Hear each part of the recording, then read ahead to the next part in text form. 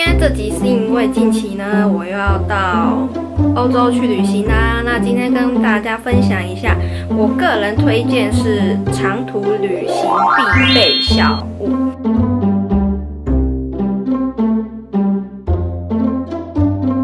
就是跟大家分享一下，我之前去搭那个土航的时候，其实他们都有发过夜包，都会把它留下来，就是可能下一次长途旅行，我就是可以直接带这个过夜包里面的东西。因为有些航空其实它不会有过夜包这样子，你看它的包其实还蛮简洁，然后就是也蛮好看的。然后它里面通常就是会有给你眼罩。眼罩真的是必备的，因为像我睡觉就是不行接受有光这件事，所以我一定要有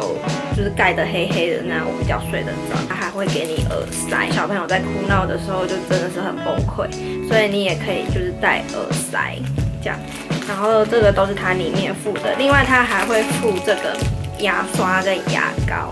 然后还会附一个就是类似护唇膏，因为其实在飞机上啊，飞机上的空气真的很干，所以如果你有一些保湿的产品，其实可以带上飞机使用。然后另外它还会准备那个纸拖鞋，如果你坐长途飞机，也可以就是自己准备一双纸拖鞋，因为你要坐10几个小时，那你就要让你的脚要舒服一点。我在飞机上睡眠也很差，所以我非常需要有一个很好用的颈枕。我特别去查说有没有比较推荐的颈枕，因为像外面一般那种文具店在卖的颈枕，有时候其实它的支撑力根本就不够，那就可以跟大家推荐一下。这个是我之前登恒昌就可以买到，是这个牌子 C 开头的，然后我之前是看到大家推荐都蛮好用，那我实际上使用之后，我觉得真的还蛮不错的，就是它对于脖子的支撑力真的蛮够的，然后它其实可以收到这样子很小的袋子里面，它可以凹到很小很小，所以看你的技术，如果你可以把它凹到最小的话，就是都可以很方便带。它颜色真的很多种，大家可以上网去看。然后它这个就是你可以这样靠着。那它这里有一个扣子，然后你就可以把它扣起来，这样子。你看它对于头的支撑力真的还蛮够的。你看这里就是有个袋子，它可以让你插手机，就可以放手机在里面，然后可以听耳机。然后像是我们一般不是会这样子靠吗？那它这个其实也可以往前，就是你可以把它拿下来，然后这样子反着靠，你不要觉得反着靠好像很奇怪。后来我发现，其实反着靠真的蛮舒服的。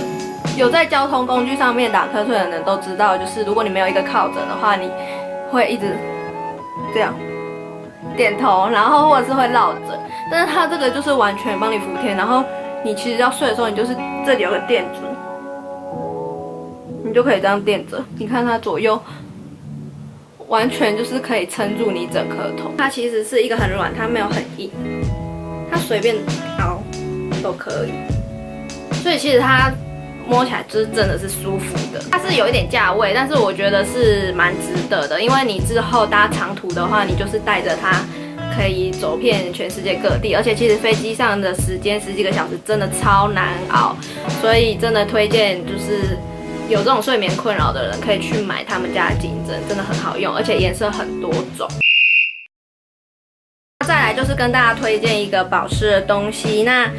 这个东西基本上好像是在德国那边才有在卖，所以如果你要买的话，其实可以上网去找代购，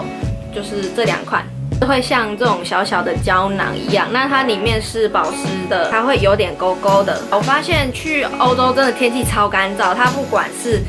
冬天还是夏天都超级干燥的，就是整个人皮肤都很快要裂开的感觉。然后，所以我就很推荐大家可以带这个，而且在飞机上，飞机也真的很干燥，所以你可以涂一层这个。台湾的冬天，我其实涂这个的话，我一整天脸都不会有脱皮啊、脱屑的状况，所以我真的很推荐这个。那至于黄色跟蓝色差在哪里，就是黄色是更保湿的，它好像就是多了 Q10。我在飞机上，我通常会涂就是一颗黄色的，但是你的脸真的会有一点油的。如果你不喜欢说有油的感觉的话，你可以选择蓝色的。同学推荐我的，他有朋友是在英国念书，那因为天气实在太干燥，他整个人皮肤都已经开始有龟裂的状况发生，然后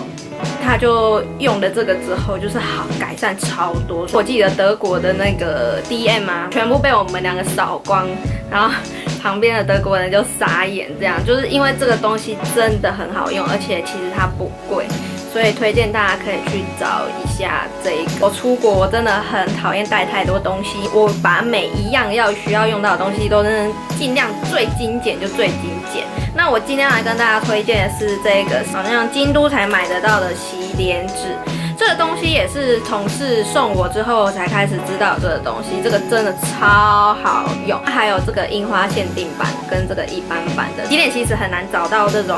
小的随身携带，你还要自己分装啊，或者是你要买大罐的带过去，就真的很麻烦。但是它这个是薄薄的洗脸纸，所以你非常方便。你2个礼拜的旅游，你其实只要带这么一盒都还超够用。它其实就是这样子。你看它一张纸就这么薄，或者是你可以去就是买市售的洗脸纸也都 OK， 没差啦。只是我想要推荐，目前是有洗脸纸这个东西，所以大家可以出国要洗脸的话，不用带那种瓶瓶罐罐，我觉得真的超级占空间。那再来就是大家如果去欧洲，一定要有个习惯，是他们饭店不会主动提供个人盥洗用品。这个是我之前去日本的无印良品看到的牙刷跟牙膏，真的没办法接受，就是带一堆很占空间的东西，所以我都会尽量找那种超级方便，然后有好用的东西带出国。它的牙刷是可以折的，它就是可以这样打开。以前不是有一种梳子也是这样可以折的吗？所以它牙刷就这样，然后用完你可以把它折起来，然后放到里面就是还有它自己的牙膏。再来也是个人卫生方面的用品，大家如果买纸内裤的话，你可以选这种。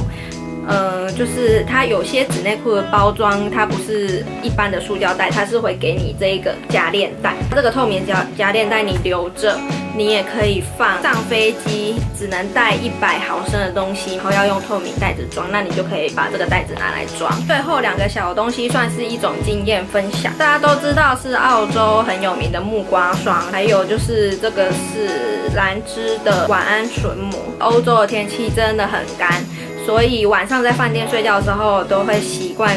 嘴唇一定要涂，就是看你要带凡士林也可以，护唇膏也可以。我是发现唇膜真的动就顾到你起床的那一刻，就是都还嘴唇是湿润的。木瓜霜的话，像我那时候去北欧的时候，第3天就已经脸部冻伤了，痛到不行。那时候我朋友说，还是你脸要不要涂看看木瓜霜？就是没多久就是已经不会感觉到痛了，而且也皮肤就是没有那么泛红。那以上就是我个人经验，跟大家推荐长途旅游呢可以携带的小东西。那今天的影片到这里就结束啦。如果喜欢我的影片的话，可以帮我按个喜欢，那可以追踪我的 IG 跟粉丝专页，那一定要记得订阅我的频道哦。我们下部影片见啦，